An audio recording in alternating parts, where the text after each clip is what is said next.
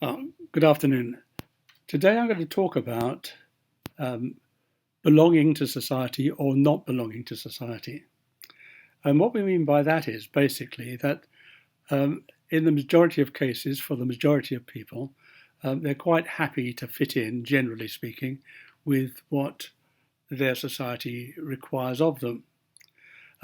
But there's always going to be some people who feel that they don't fit in for a number of reasons. And this particular idea of fitting in or not fitting in um, is actually a key idea in sociology, because sociology claims to be the science of society. And if I go back to the beginning of sociology, when it was a very new subject, hardly anybody knew anything about it, there were three main writers. One was a guy called Emile Durkheim, a Frenchman. The other one was a German by the name of Max Weber. And the third important person was Karl Marx, who also was a German. Now, some people actually question whether Karl Marx was a sociologist. He was actually, in a sense, an economist and a politician or a political writer, but he was also deeply embedded in the ideas of sociology. So I'm going to start off by talking about Durkheim, because one of the very first pieces of sociological research where people actually went out and collected information was Emile Durkheim. And what he wanted to know was, why do people commit suicide? Because suicide is really an extreme case of somebody not fitting in. And he found that some people who had moved from the country to the towns tended to be more likely to commit suicide. They tended to be suicidal if they were Protestants rather than Catholics. So, in other words, what he was more or less saying, if you draw the conclusions from the research, is that people who don't fit in with society are the ones who are going to feel free to commit suicide. And he described this feeling of not belonging with a French word, anomie. In other words, you can see that anomie holds within itself the idea of being anonymous. So somebody who has grown up in the countryside, part of probably a big family, everybody knows that family. If the person goes down to the local churchyard, he'll see that the family name is on many, many graves over long periods of time. In other words, well-established communities and well-established families. And then somebody moves away from that support system into a modern or modernistic urban society. They don't know anybody, they don't have any friends, they don't feel loved, they don't feel wanted, and they suffer this condition known as anomie. Anomie is very, very similar to what Marx described as alienation. And it's not the same, it's very, very different in a sense, but it really means that if you are alienated, you are an outcast to some extent. We talk about Martians being aliens from outer space. In other words, they're complete strangers, they wouldn't fit in. So the idea of alienation is quite different insofar as the way that Marx understands it. And the way that he understands it is that, let's say, for example, somebody has just joined a company and is working there, and nobody talks to them, nobody wants anything to do with them. They don't feel that they fit in. They're not welcomed, and so they become alienated in terms of the social system or the social structure.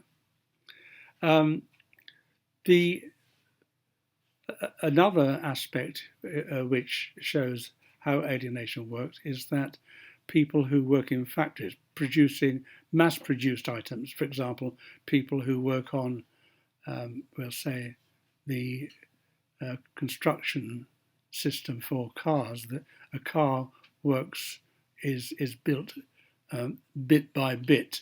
So there's some people who are their job is just to fit a door or to fit a window or something like that. They can't ever say, "Oh, yes," when they see cars on the street, "I fitted the window on that car," because of the hundreds of windows they fitted, they have no, in a sense, no claim that they can make, "Yes, that was a bit of my work." In other words, they feel alienated from the product of their labour. But the worst kind of alienation is to be alienated from oneself. In other words, if you don't fit in, your job is meaningless because you can't say that, yes, you did this, you're responsible for this. And at the end of the day, you are almost cut off from anything that gives meaning. Eventually, you end up by feeling that you can't even make a decision for yourself. You don't have an opinion that counts. And so you are self-alienated. So that's these two key ideas in sociology. Those two ideas, Durkheim, of course, very, very famous for writing a massive amount about religion. He was very, very interested in religion as a social system. An interesting idea that he had was that if you have a major religion, the God that you worship is a metaphor for your society. So in actual fact, people who are really feeling that they belong to part of that society, they feel that maybe some aspect of their worship is that they are worshipping their own society, they're worshipping their own way of life, etc., etc., etc. If you don't fit in the past, you either committed suicide or you became a criminal, and an outlaw, you became outlawed, and you were rejected by society. So you actually knew your status. I mean, the country, the actual society itself, described you as being a non person. You weren't owned by anybody. You didn't own anything. You didn't have any rights. You were just an outsider.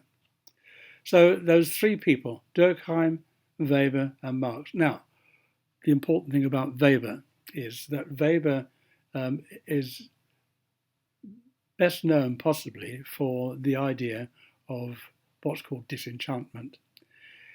It's an interesting idea because, in fact, towards the end of his life, he delivered a lecture talking about the way that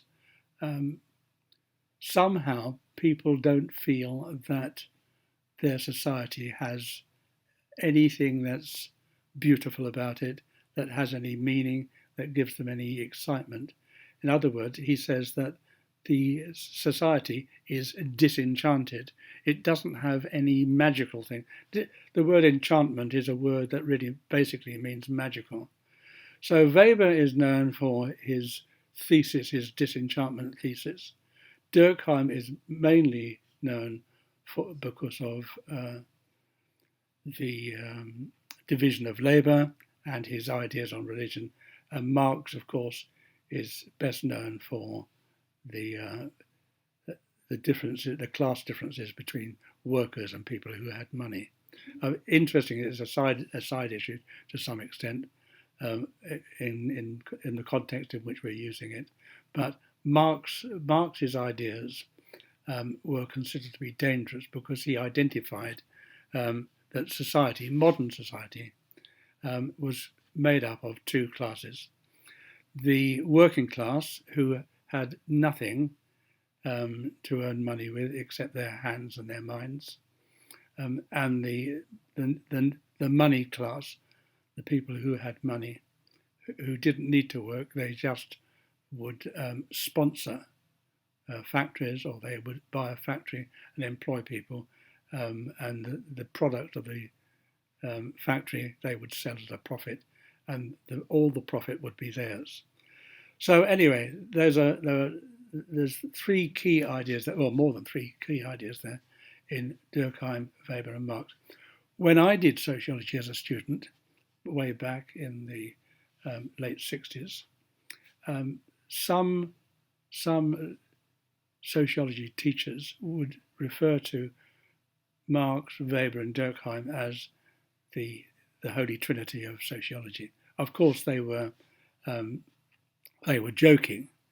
Sociology, incidentally, was invented by a Frenchman, and he thought that we could actually get away from the idea of having a religion in which there was a God. He had the idea that sociology would be a new religion, society would be the new religion, and the new priesthood would be sociologists. And on that matter, that's cause for another discussion. So that's it. Thank you very much.